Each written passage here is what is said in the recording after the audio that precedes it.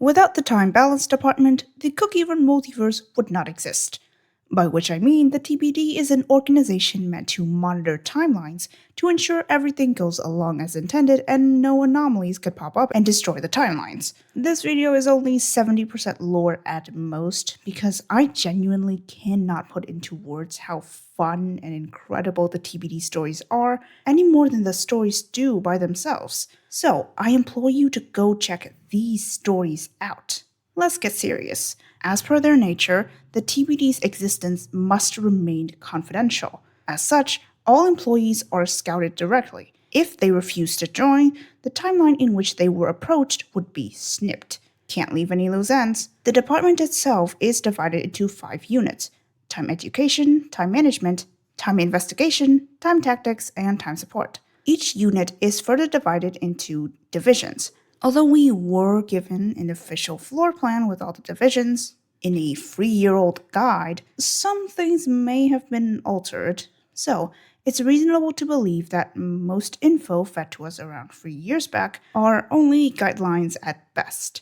Although there are like 19, I'll just go over the divisions that we have been introduced to, and as well as the amazing cookies from said divisions. Before that, though, the big boss herself. Timekeeper, the director of the TBD, an all-powerful time god, an absolute menace, someone who potentially could weaponize boredom, and I'd argue, the biggest threat to the TBD itself. Despite being the head of this entire operation, she rarely does anything that would consider be aligned with the TBD's actual purpose. At least, that is on the surface. You see, she can easily look into any futures, past, present, as she wants. So, when she knows for a fact that nothing can go wrong, she throws in a bit of cryptic riddles here and borderline dangerous actions there. Also, she genuinely runs the TBD as intended, making sure timelines don't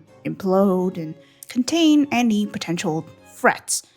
Although her actions feel chaotic and reckless, one thing that's consistent is that she always wants the TBD to stand on its own without her intervention. She's never been seen using her powers to resolve any disaster almost ever, but rather she always leaves it to the TBD employees, or she would direct operations so that they could handle the situation themselves. Although she wields the most tremendous amount of power, she wasn't always a time god. She's actually a future alternative timeline of a very ordinary croissant cookie. Croissant is an exceptional engineer and is part of the Technology Development Division. As the name suggests, this division develops technology for the department as well as maintain and repair its machineries. Croissant was hired by the TBD after creating a timecraft, aka a time machine, from a derelict. In other words, I was able to build this in a cave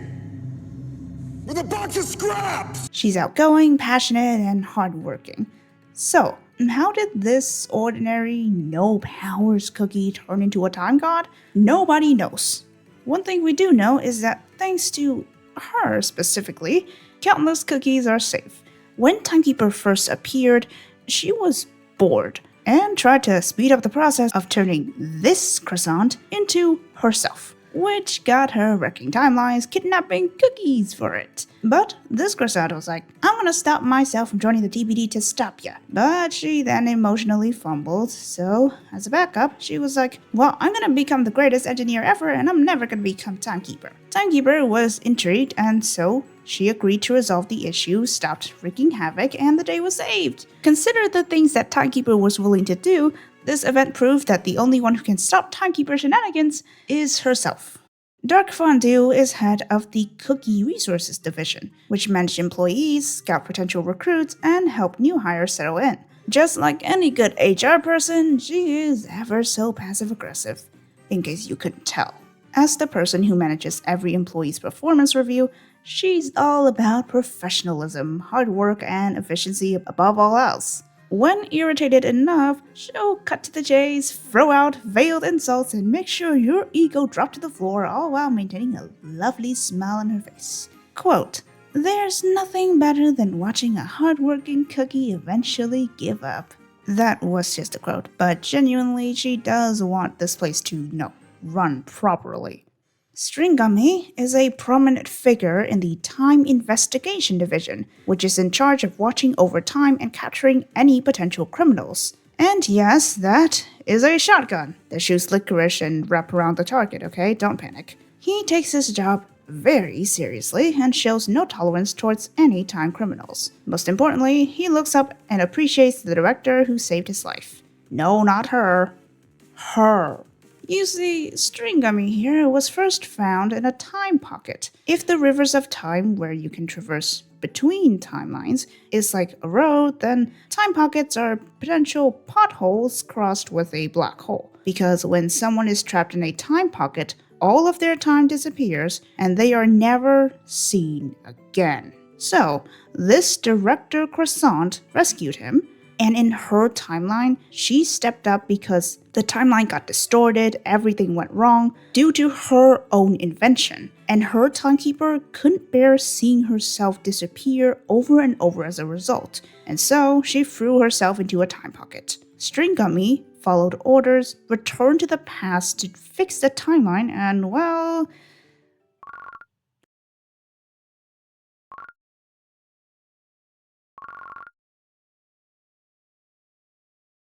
so now that timeline is gone, he's back at this timeline's TBD to do work. Funnily enough, he appreciates Croissant and never liked Timekeeper because he viewed her actions as ignorant. He doesn't know, by the way. Oh, and although this timeline got deleted, that Timekeeper somehow survived. And because she believes that TBD doesn't deserve to exist, she's definitely got a bigger plan going on and once again adds to the Timekeeper being TBD's biggest threat counter. On a lighter note, the Time Registry Division registers and documents text records of occurrences found within different timelines. Members of this division are to process records made by the time recorder and sort any divergences that occur. Imagine having to sit near an automatic printer and pay attention to every bit of content it produces. There's a reason why new hires rarely get sorted into this division. One of those happened to be Coffee Candy Cookie. Previously a journalist, she was scouted by the TBD and sorted into the TRD based on assessments. Though she is a bit clumsy and was slightly overwhelmed, her diligence and determination helped her push through everything, topped with a lovely, bubbly personality. And before you ask, no, she's not. The TBD strictly hires only adult cookies. Timekeeper is crazy, but she's not insane enough to hire children, okay? Coffee Candy's boss, Baguette Cookie, is the head of the TRD and is very strict on following and enforcing the division's code of conduct. However, unlike Dark Fondue, Baguette is never needlessly cruel. She genuinely wishes for her employees to succeed and encourage them with advice given when they need it the most. Alongside that, she's also very hard on herself, often sacrificing her own routines like sleeping and eating for her job. She is overall very well liked by most TBD employees because beneath that stoic exterior is a genuine, kind heart. The Facility Management Division is a division located in the time disposal site that focuses on dealing with waste created throughout the TBD. Any trash or wrongly filed papers are sorted and tossed into an empty time pocket. Marble Bread, the only known employee of the division, is the representation of every 9-to-5 office worker ever. He settled on this job after previously working in the Time Investigation Division, thinking that there wouldn't be much work here, only for it to consume probably all of his time. Well, actually, the truth is, he just doesn't want to interact with anybody, and because nobody comes around at the disposal site, he's able to just peacefully work by himself. Surely the peak of introvert life. He prefers to focus on his job and get it done, to have more time to relax. Although he is praised for his diligence, he doesn't exactly like the attention. He's in a constant, I don't get paid enough for this mood, but he does look really happy when he gets his job done. I mean, look at him eating a sandwich. That is one happy man. The Relic Management Division is the most unique of all the ones we've been introduced to. Despite receiving so little budget and constantly being threatened to shut down by not only the head of Cookie Resources, but also the director herself. This division is still kicking though, likely hinging upon one man's autistic obsession with shiny artifacts. The division's work involves taking important time relics back to the facility for research, without compromising the timelines, of course. Although most employees outside of the division usually treat it more like a lost and found warehouse.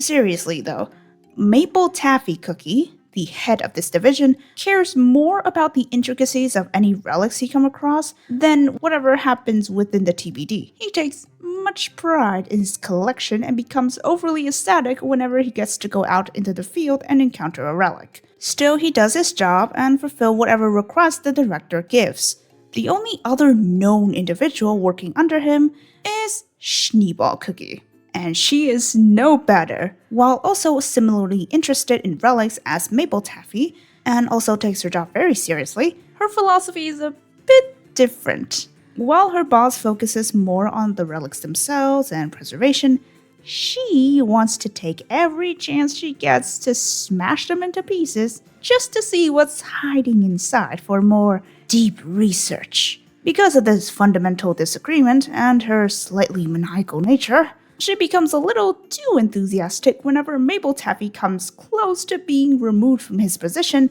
or just unable to continue work, or could potentially straight up die. All because she wants to take over and change the division's operation principles altogether. Despite this, they can still work together when required to complete an assigned duty. She actually saved his life once.